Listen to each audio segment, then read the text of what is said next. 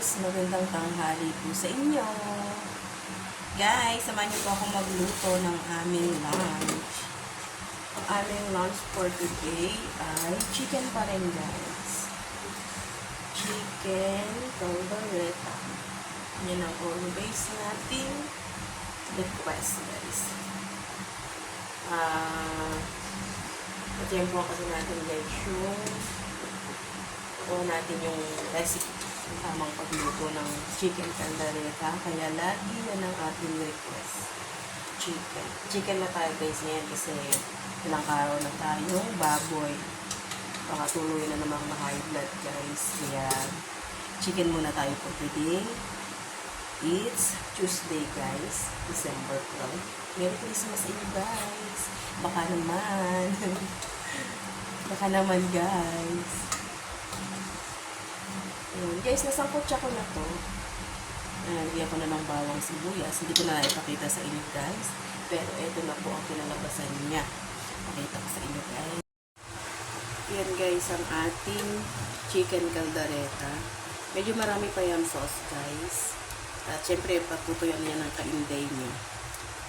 Konting ano lang na rin, guys. Kasi medyo ano pa yung chicken. Lambutan pa rin natin yan. Pagka sa lumambot yung chicken para mabawasan yung kanyang sauce. Yes, nilagyan ko na rin yan ng rino.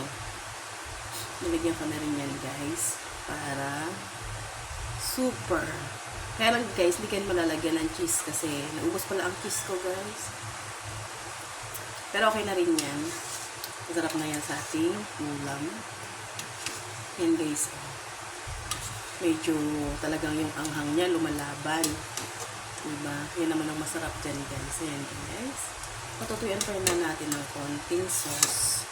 At saka natin yung titimplahan ng konting sugar para mag-balance yung lasa.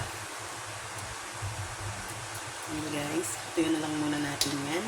At balikan ko kayo, guys. Pakita ko sa inyo ang resulta, ang ating finished product. Ayan na, guys, ang ating finished product. Luto ng ating chicken caldereta. It's very yummy, guys. Ayan na, guys, ang ating finished product. Ayan na po ang ating chicken caldereta. Okay na po yung sauce niyan, guys. Okay na yun sa akin. At okay na rin po ang lasa, guys.